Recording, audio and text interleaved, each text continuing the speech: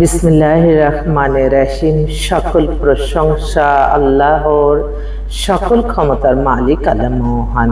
আসসালামু আলাইকুম আমার প্রাণ প্রিয় সকল ফেসবুকের আপনজন, কেমন আছেন?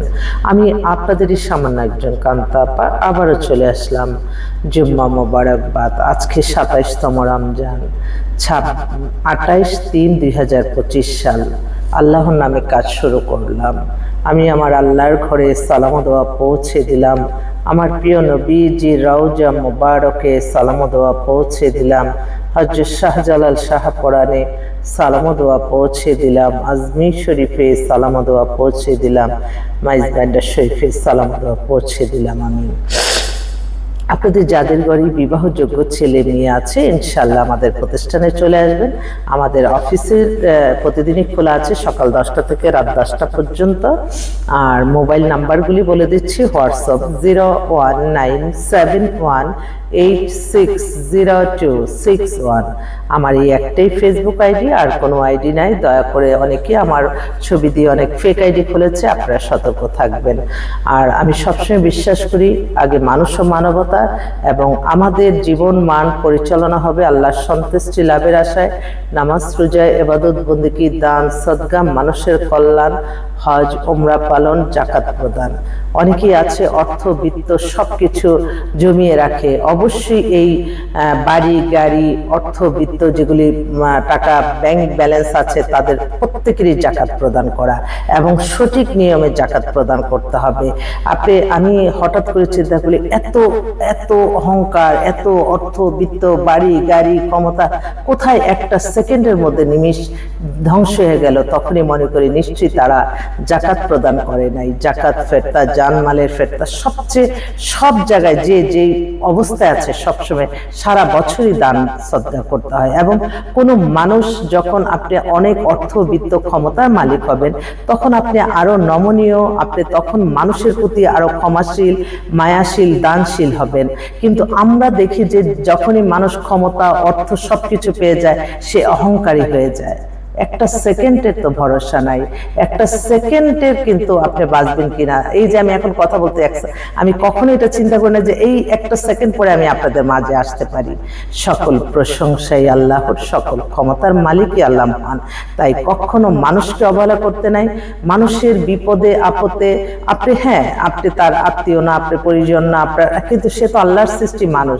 সে আপনার কাছে আসছে, আপনার একটা কথা, একটা কারণে তার রিজিকের ব্যবস্থা হয়ে যাব, তার একটা উপকৃত হলো। সমস্যা কি?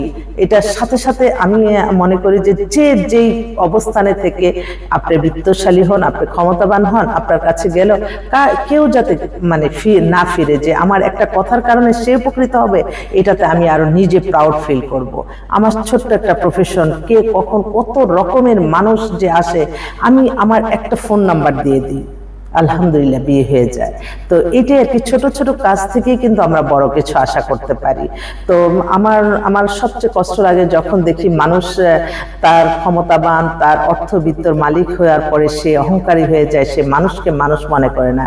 কিন্তু এই যে ছোট ছোট মানুষের জমানো দুঃখগুলি, আমি সাধারণ মানুষ গেলাম, কিন্তু এই যে কষ্ট পেয়ে আসলাম, এগুলি মনে হয় আস্তে আস্তে আস্তে আস্তে একটা মানুষের প্রতি অভিশাপ চলে আসে।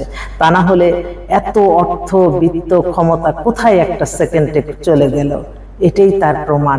তাই আমি সবসময় মনে করি, যার দ্বারা মানবতার কল্যাণ হবে, আল্লাহ যাতে তাকেই ক্ষমতাশীল বানায়, অর্থবিত্তের মালিক বানায়। কারণ আপনি ক্ষমতাশীল হলেন, আপনি অহংকারী হয়ে গেলেন, এটার জন্য কিন্তু আল্লাহর কাছে জবাবদিহিতা করতে হবে।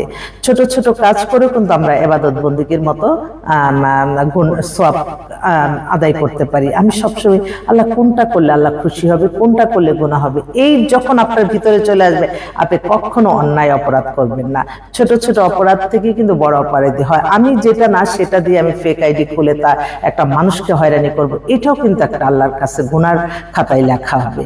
এই ছোট ছোট কথাগুলি বলি কারণ আমি বাস্তব অভিজ্ঞতা থেকে আমি সবসময় একটু চেষ্টা করি কিছু বলার জন্য। আমি সামান্য ক্ষুদ্র একটা প্রফেশন, ক্ষুদ্র একটা মানুষ। তো ছোট ছোট ব্যাপারগুলি যখন এটাতে আমি উপকৃত হই, আমি 10 জনকে জানাই।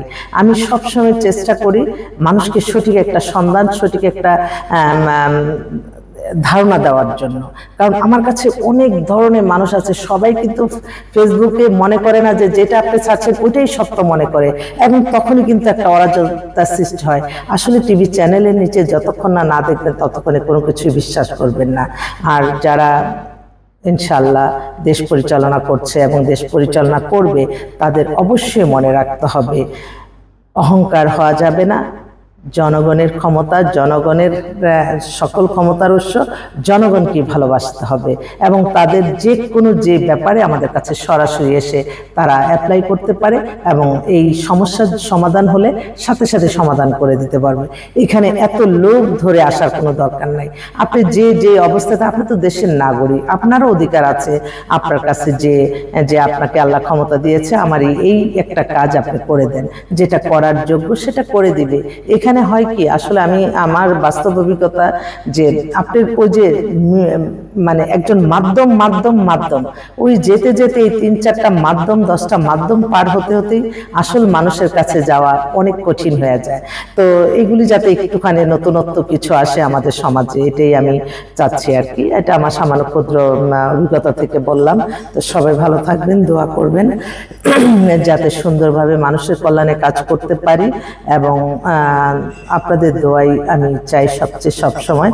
আর আমার ছোট্ট একটা প্রফেশন, এই প্রফেশনের মাধ্যমে মানুষের কল্যাণে কাজ করতে চাই। সবাই দোয়া করবেন। আসসালামু আলাইকুম।